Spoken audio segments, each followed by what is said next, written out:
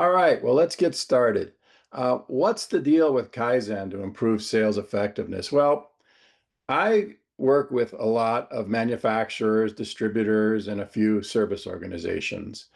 And like when the pandemic hit and all those challenges, the first place they all went was operations efficiencies. How do we handle our challenges, constraints, the attack on our margins? Well, let's improve our efficiencies operationally. And we shouldn't be surprised. Most business leaders in manufacturing, distribution, pretty much grew in the organization through operations or finance. So naturally, their knee-jerk reaction when challenges happen is let's work on operations.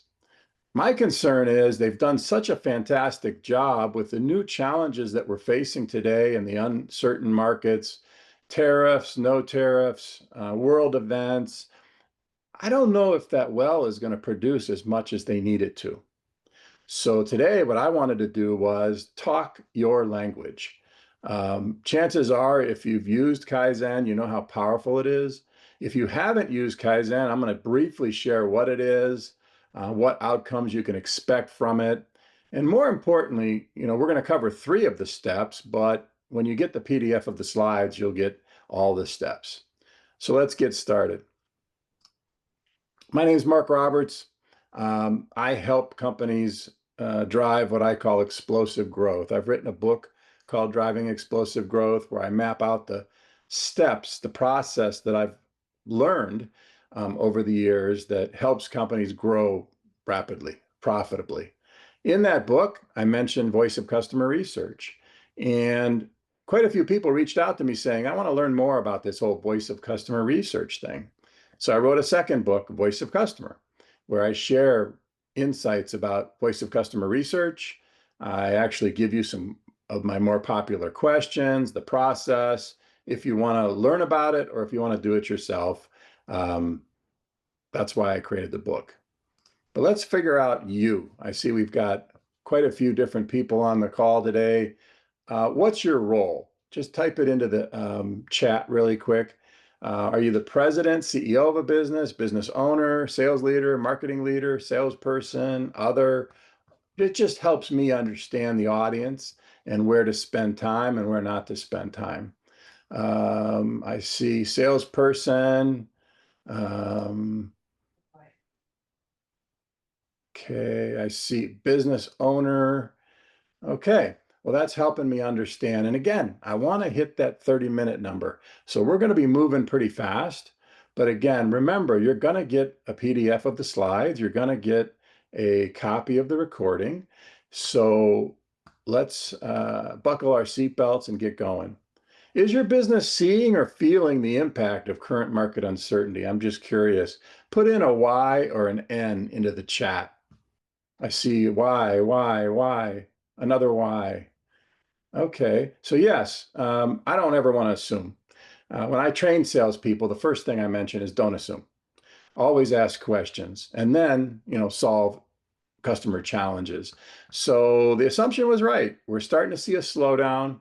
I don't care what industry you're in other than defense, of course, and medical supply. I have clients in both of those, and they're shipping as much as they can make right now.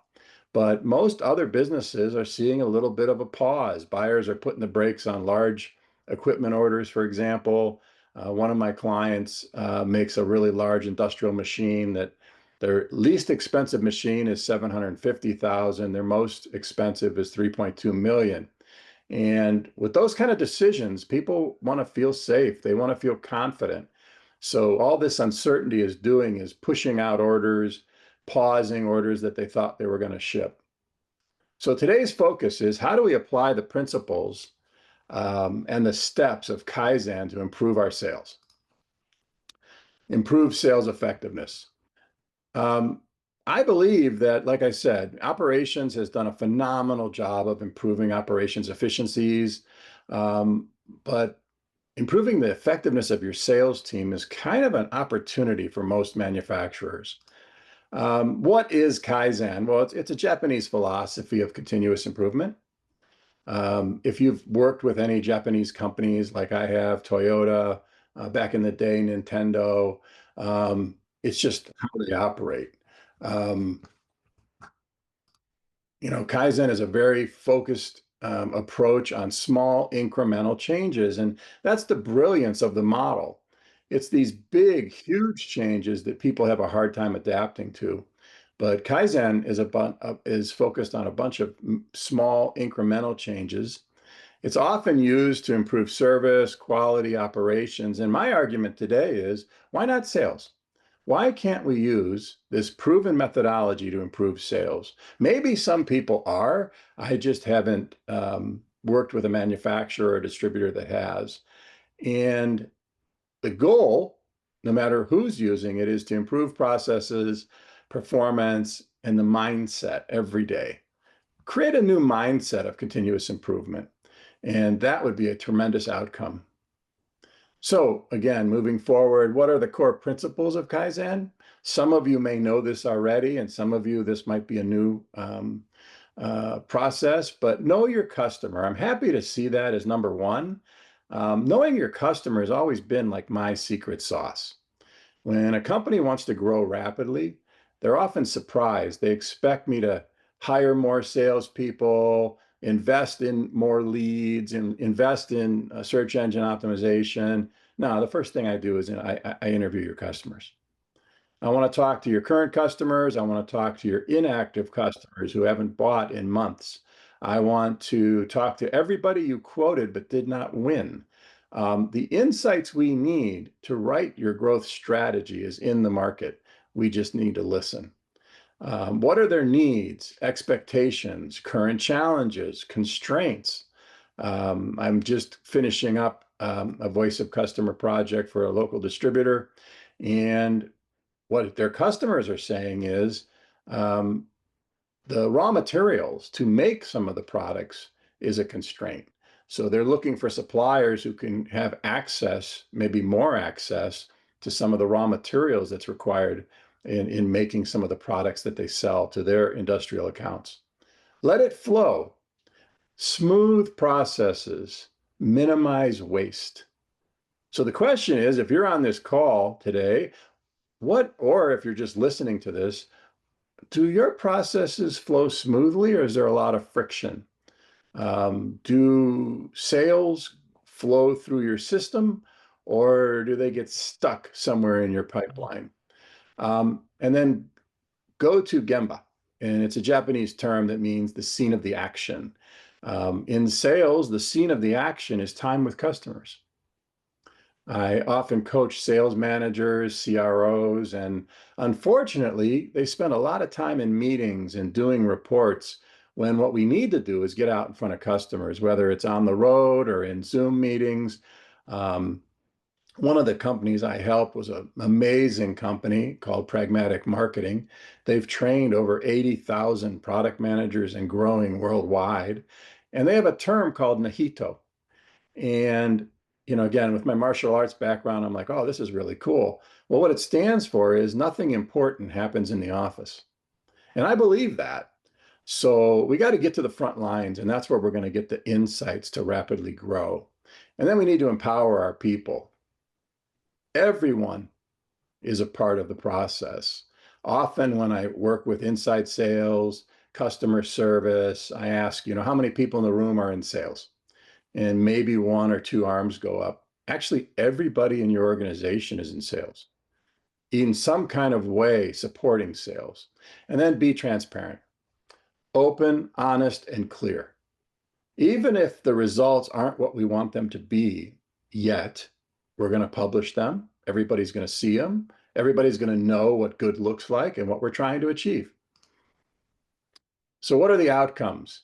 You're talking a lot about Kaizen, Mark, but so far it just sounds very operational. Well, I'm hoping that you can connect the dots to some of these outcomes with sales. For example, improve quality. Um, Maybe it's improved quality of the overall sales experience, increase customer satisfaction, reduce customer churn, improve efficiency and throughput, increase profit, improve employee engagement, and improve employee retention. All of those come up in management leadership meetings on a frequent basis. So let's look at how do we apply these principles and improve our sales effectiveness to drive some of these outcomes. So why not? Why not improve sales effectiveness?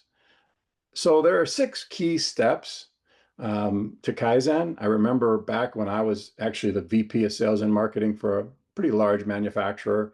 We were trained in Kaizen, and everybody in the organization was trained. But it starts with identifying the problem. What is the issue to be solved? And then in other words, where are we at? What's the issue? And then what's the plan for improvement? Where do we want to go? And how are we going to get there? And then we implement the changes. Change is hard, particularly if you're like a distribution business that's been around 60 to 80 years. Maybe it's a family-run business and you've always done things a certain way. But all of a sudden, in the last few months, those ways aren't working. Sales are not tracking, to the forecast. Salespeople are having a hard time getting meetings with people like never before. Even key customers just aren't taking meetings. We need to change. We need to pivot.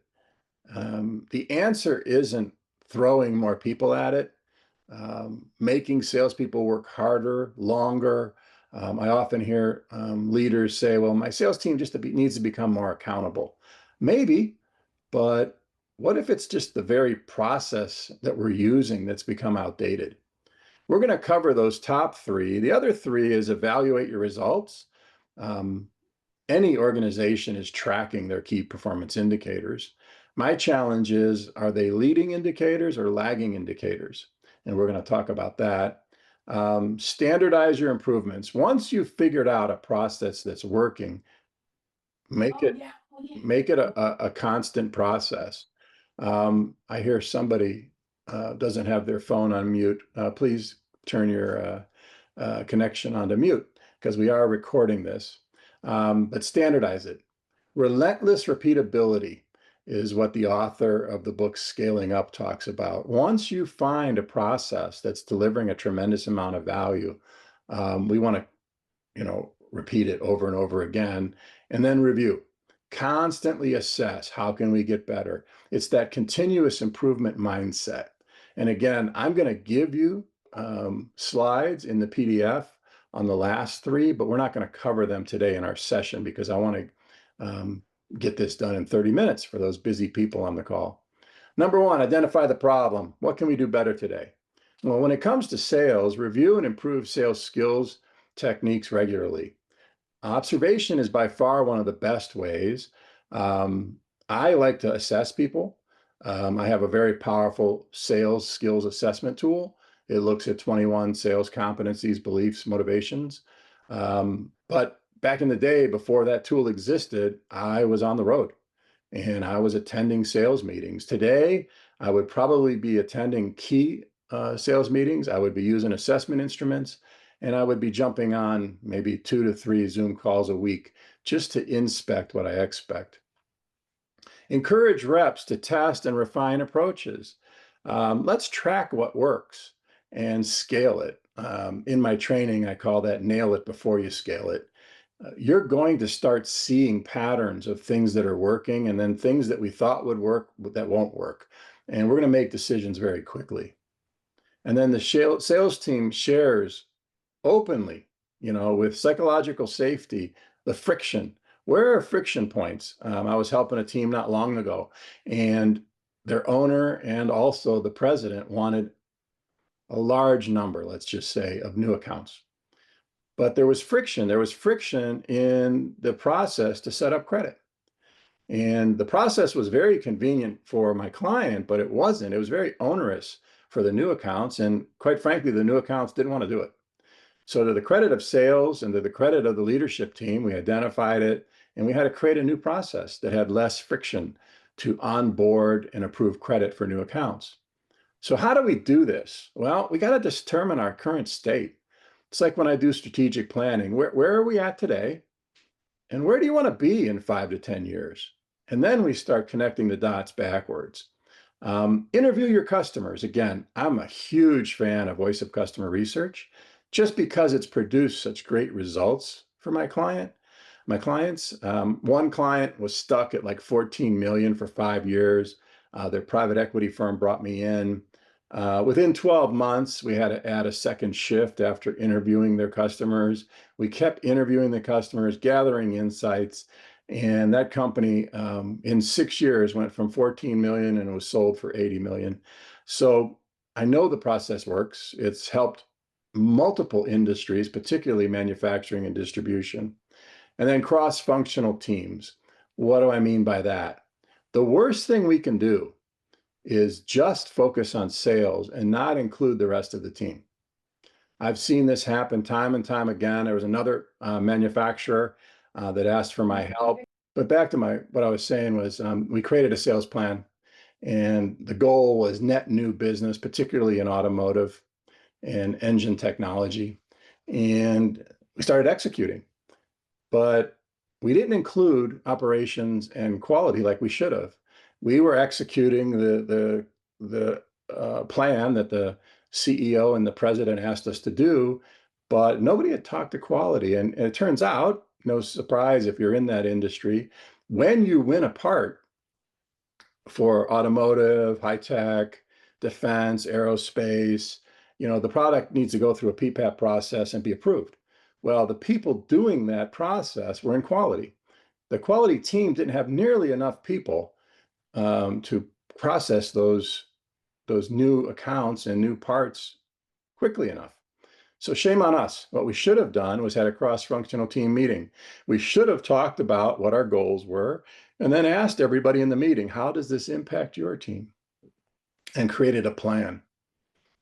In the last recession, for example, McKinsey did a study, and 76% of companies actually saw a decline in revenue, but 14% grew, and they grew on average 9%. And the one thing, no matter what industry it was that they had in common, is they created a cross-functional team and they created a plan. So plan for improvements. I want you to challenge any outdated sales habits. I often hear when I work with teams, well, that's just not how we do things around here. Well, if what you're doing around here isn't working, then maybe it's time we adapt. And again, I don't want us to make up things in a vacuum. What I want to do is talk to your customers. I want to look at your data, and we need to be willing to pivot when something isn't working. We're going to set really clear goals, timelines, and actions. We're going to know who owns what and when does it need to get done. So how do you do that? Well, look at your transaction data. Most people have an ERP system. We could argue whether it's the best system or not. I used to speak at different ERP conferences, but it's the core. It's the core of how we get things done in most businesses. What is the transaction data telling us? And then when we're interviewing your customers, we're trying to do what I refer to as a value proposition audit. Why do you buy from us? Why do you buy from our competitors? I might share, one of the reasons why other people buy from us is this. Is that why you're buying from us? And often we hear no. And where I got that from was your website, your sales materials, your training. It might have been true 10 years ago. It's just not true today. There's been a lot of shifts. One of my clients made bolts and fittings, and their claim to fame was they had a very quick turnaround and a competitive price for truckloads. The trouble was when sales slowed down during the pandemic, we started interviewing people, and their clients, one by one, shared that, we're focused on cash flow right now, and we're doing just-in-time inventory, and, your quotes are in truckloads. We'll come back to you when we can order a truckload, but we're buying from your competitors now. To the credit of that CEO, we pivoted really quick. We created just-in-time processes and pricing, and quickly we gained back almost all of the customers we had lost. And then market trends. What's going on right now in your market? Is it a labor shortage? One of my metal Fabricators found that it wasn't an issue that they were losing orders to competitors. When we interviewed their customers, what we found was they just didn't have the labor to assemble it. So again, this entrepreneurial CEO said, well, what if I created the labor and I sub-assembled the parts? And to his credit, they did it. And it actually became one of their distinctive competences, and it helped them get into accounts they've always wanted. They were listening to market problems, challenges that their customers had, and they came up with creative solutions. So in sales, let's stop pitch slapping. Hopefully there's no HR folks on the call today. What's pitch slapping? I see it time and time again. I've had it happen to me. It's usually around dinner time, and I'm a happy Verizon cell phone customer, and Verizon's calling me, wanting to sell me Verizon. I don't know if that person even breathes, but he assumes I need his help. And he's pitching me. He's not asking me questions. He's just assuming he's got the perfect solution. Are you sure your salespeople aren't doing the same? What I want is salespeople talking about 30% of the time, asking questions that demonstrate competence, build trust, and let the customer talk. The insights you're looking for to take good care of them, solve their problems, is going to happen when they talk, not when you assume. Speak in terms of outcomes. Um, Features and benefits, untrained salespeople, and by the way, um, less than 50% of salespeople have had sales skills training. They've had product training, applications training. They know how to enter the CRM. They know how to send a bill, maybe send a quote, but they haven't been trained in sales skills. And one of the skills that we need to start talking about is outcomes. We need to connect the dots between what we sell and how it impacts your customers' bottom line. We need to speak the language of business. Here, what we do is we often have business acumen courses weaved into the sales training courses. I promise you, at your customers' Monday morning leadership meetings, they're not talking about your features and benefits, but what they are talking about is how do we increase income? How do we reduce costs? How do we improve cash flow? How do we improve customer retention? How do we reduce churn among our customers? How do we improve our employee retention? If you can start talking and connecting the dots between what you sell and how it solves those problems, you're going to have leaders in the companies that you're talking to leaning in and wanting to learn more. We also want to train what I call reps, sales reps, to be industry consultants. As we interview our clients' customers over and over again, what we keep hearing is, again, I don't want to be pitch slapped. I don't want some pushy salesperson calling me. What I want is somebody that'll share things that isn't on their website.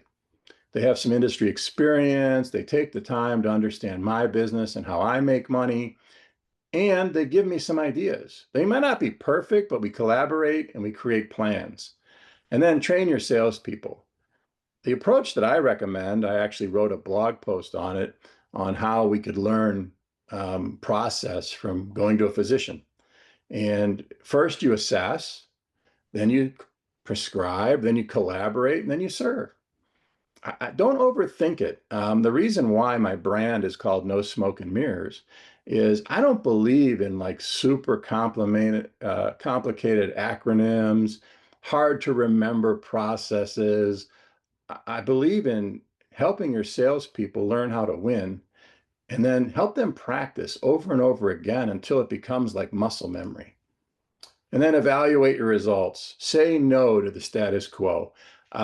Sometimes we'll uncover something and they'll say, well, it's good enough. Don't accept good enough. If you're in a meeting and you hear somebody mention that there's a challenge with something and the answer very quickly is it's good enough, that's an opportunity for improvement. Now, we have to rank those and weight those based on impact, but listen for when people say, I know it's not great, but it's good enough, because that's where you're going to find areas for improvement. And push for innovation in presentations and processes. Again, teach salespeople how to ask great questions. For example, one of the things I teach in the presentations course is to start the presentation by, again, asking the customer, look, the last time we spoke, what you mentioned was really important to you was this, and this, and that's what I've prepared to talk about. But is there anything else that is now on the list? We can gather that when we, you know, call the customer and confirm that they're still available for the meeting. But even in the meeting, adjust how you present based on what the customer wants, not what's easy for you. And then use discomfort as a sign for growth. Anytime we train salespeople, there's going to be people in the audience that aren't happy. You have to have a pretty thick skin to do what I do. I was up in Vancouver not too long ago, and the team was rough. They're like, I don't like this. I don't want to do it this way. I've always done it this way. Our business is 95% relationship, and they weren't following any formal sales process. Well, what's interesting is the reason I was there is their private equity partner sent me to teach them a formal sales process. So look at that discomfort as a sign for growth, and then measure what matters. And then develop performance agreements with each salesperson, sales manager, sales leader. That might be a new term for people. A performance agreement is, let's say I go to my Midwest regional sales manager and I said, this is what the company needs for the Midwest this year. You're going to have a month to put together some ideas on how you plan to execute it. You're closer to your customers. You're closer to your market. You know the large accounts that maybe we're close to winning. You know the new products coming out. Put together your plan. And then with coaching, we adjust it. For example, we don't want a plan that just comes right in at plan. We recommend that you have it, set up for, 5 to 15% higher, because not everything that we said we were going to do is going to happen. And then develop account development plans. Typically, your top 20 accounts are delivering 80% of your net income. I think they should all have development plans if they don't already. So what problems is your team facing today? We're running up on the 30 minutes. What I hear often is low close rates, lots of quotes in the pipeline, but few are turning into orders. My salespeople just aren't prospecting now that it's summer. And then discounting. Because businesses have slowed down, quotes aren't turning as fast as they should be. My salespeople are discounting and my margins are starting to go down. So you're going to have, like I said, access to all the other steps of Kaizen, but in sales, just like Kaizen, success is not an event, it's a process. So if your company wants to grow 20, 30% year over year, like the clients that find me want to do, we need to create a continuous improvement process. So we're going to wrap up here. I promised 30 minutes. I think I might go over 1 or 2 minutes. When one of the companies that I used to serve sent me to training on how to train adults, if we don't act on something that we just learned within 24 hours, we'll forget 90% of it. So I put this slide in there for you. When you get the PDF, write down 3 things that you want to do. 3 things that maybe I mentioned on a slide. Maybe you want to train your salespeople. Maybe you want to assess their skills. Do we have the right people in the right seats? Do they have the right skills? Maybe we want to interview our customers, hire somebody to do voice of customer research. Our company does it. A lot of other companies do it. Or have somebody on your team, just not in a sales role, do it. But what are your 3 things? What are your 3 takeaways that you can apply some of these Kaizen principles to improve your sales effectiveness? Questions and answers. We're going to have a couple quick questions. And then again, we want to end on time. We wanted this to be a 30-minute session. Do we have any questions before we wrap up? Okay, well, also what you're going to get is I have 2 new resources coming soon. I have a CRO effectiveness checklist for sales teams. I also have a sales manager sales effectiveness checklist. If you want a copy, I have my email there, but watch for it. I'll be putting them out on LinkedIn. I'll be probably creating some blogs about them. And there's a lot of different ways to reach out to me. I have a website, No Smoke and Mirrors. The easiest way to find me is just Google Fix Sales Problems. My website's #1 in the world for fixing sales problems. I'm very active on LinkedIn. I really enjoy connecting to people. I have a blog, No Smoke and Mirrors, and I've got several books. We mentioned two of them today, but you can see more on my website. So again, thank you for attending. I hope this 30-minute session, um, was valuable to you. It gave you some insights on some new ways to improve sales effectiveness. And again, I look forward to connecting with people in the future.